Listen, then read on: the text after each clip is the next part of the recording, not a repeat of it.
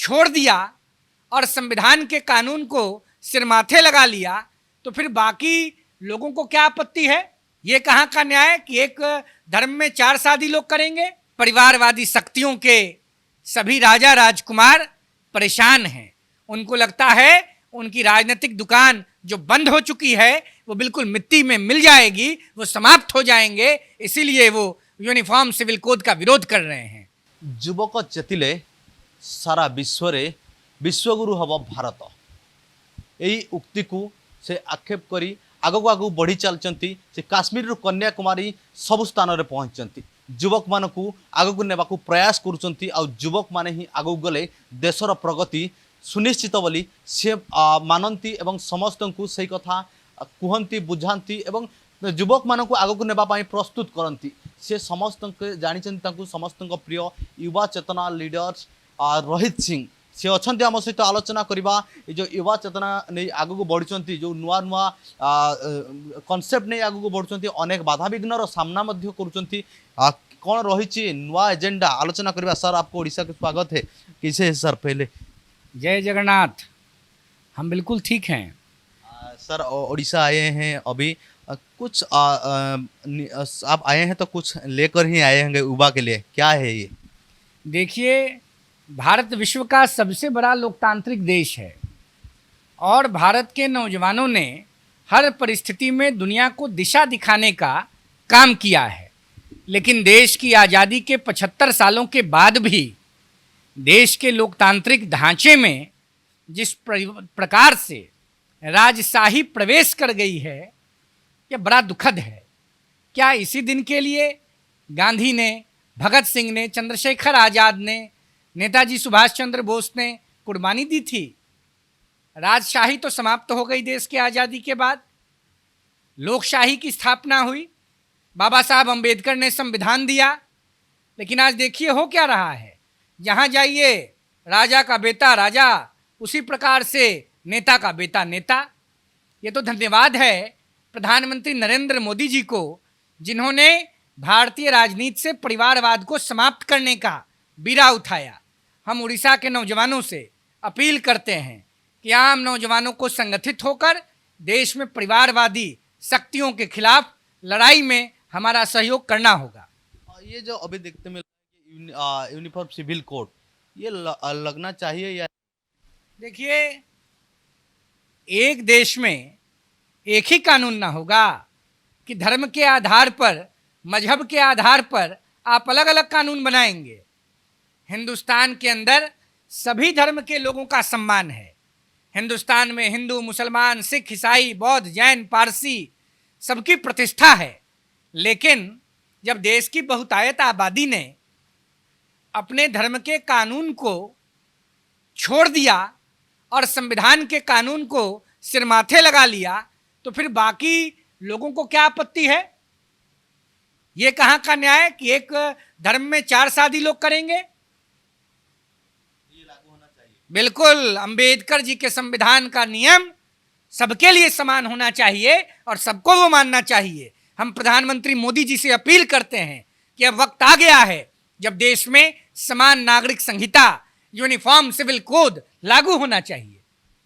लेकिन क्या क्या जो परेशान है यहाँ पे, कौन बाधा विघ्न सृष्टि कर रहे हैं यहाँ पे? कांग्रेस पार्टी, राहुल गांधी, परिवारवादी शक्तियों के सभी राजा राजकुमार परेशान हैं। उनको लगता है उनकी राजनीतिक दुकान जो बंद हो चुकी है वो बिल्कुल मिट्टी में मिल जाएगी, वो समाप्त हो जाएंगे, इसीलिए वो यूनिफॉर्म सिविल कोड का विरोध कर रहे हैं। क्या दिक्कत है यूनिफॉर्म सिविल कोड लागू होने में? क्या परेशानी है? हमने भी तो सनातन धर्म के नियमों को छोड़ा, देश के संविधान को ऊपर माना, फिर सबको मानना चाहिए। ये जो परिवारवाद आ रहा है, आप हमारा जब स्वाधीन हुआ उसके बाद से चल रहा है परिवारवाद, इसके फॉर्म में है क्या आप? देखिए, धन्यवाद दीजिए मोदी जी को, सरोज बाबू, कि आप जैसा नौजवान और मेरे जैसा आम परिवार में पैदा लिया हुआ नौजवान इतनी बेबाकी से, इतनी मजबूती से अपनी बात को समाज में रख पा रहा है। क्या हुआ? पंडित जवाहरलाल जी, इंदिरा जी, राजीव जी सोनिया जी, राहुल जी प्रियंका जी, क्या हो रहा है? करुणानिधि जी स्टालिन जी, शेख अब्दुल्ला, फारूक अब्दुल्ला, उमर अब्दुल्ला, मुफ्ती सईद महबूबा मुफ्ती, हो क्या रहा है? ये सब चलने वाला नहीं है। किसान का नौजवान बेटा, गरीब का नौजवान बेटा, मजदूर का नौजवान बेटा क्या सत्ता के शिखर पर नहीं जा सकता है? ये तो देश की 140 करोड़ आबादी ने समझा कि एक गरीब घर में पैदा लिया हुआ चाय बेचने वाले का बेटा आज देश का प्रधानमंत्री है, और उन्हीं के कारण आज भारत में आम नौजवान मस्तक उठाकर राजनीति करने की स्थिति में सक्षमता के साथ खड़ा है।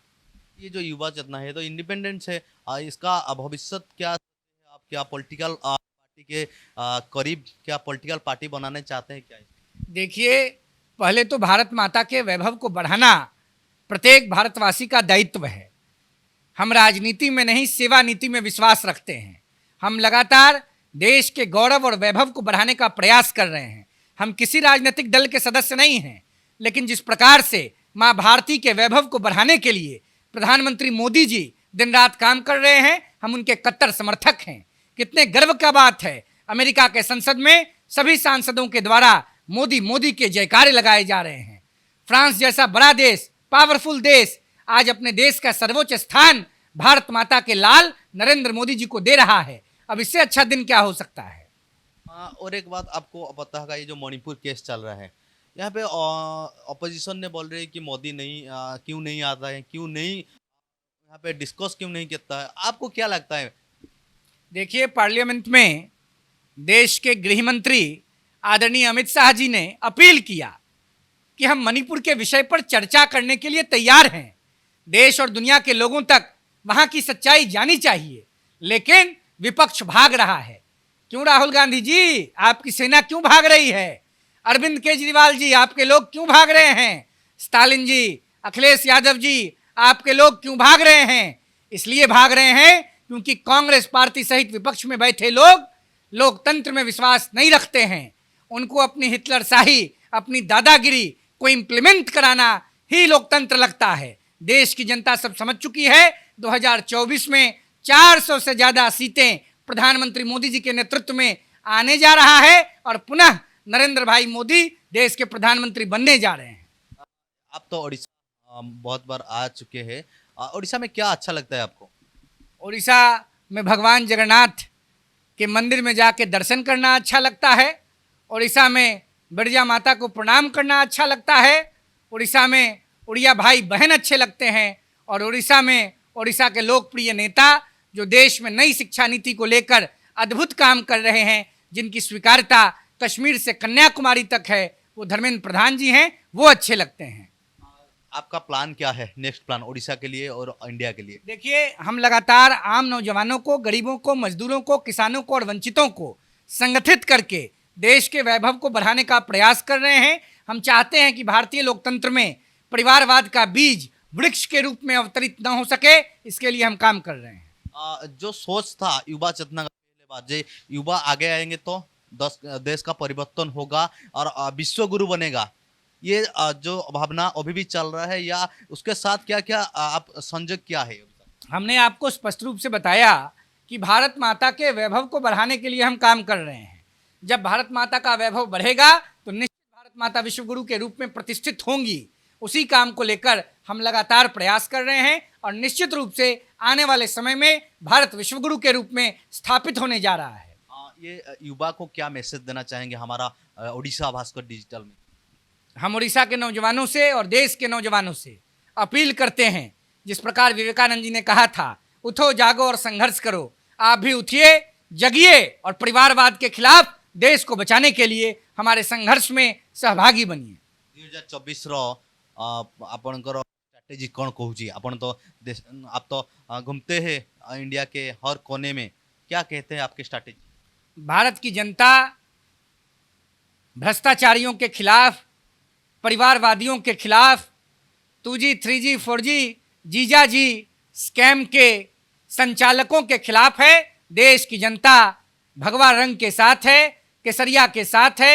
देश की जनता प्रधानमंत्री नरेंद्र मोदी जी के साथ है। उड़ीसा में कुछ परिवर्तन के लिए आप अभी डिस्कस किया है इसी के साथ क्यों हमारा प्रयास लगातार जारी है।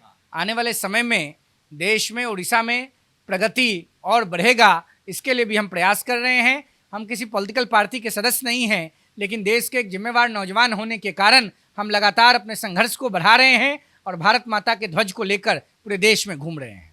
बहुत बहुत धन्यवाद है सर आपको। जय जगन्नाथ। निश्चित भाव आपण मैंने शुणुले ये थिले युवा चेतना लीडर रोहित सिंह जे कि सब बेले कहती युवक माने सामना को आसतु, प्रगतिर साथी रे बढ़ंतु, प्रगतिर हाथ धरंतु, प्रगति हेब, देश आगू जीव। आउ जो तांकर मोटो जे विश्व रे भारत हेब गुरु बा विश्वगुरु, से मेसेज चलते युवक मानक मध्य प्रोत्साहित करुँच। भुवनेश्वर वीडियो जर्नालीस्ट टुटुंक सह सरज रंजन, ओडिशा भास्कर।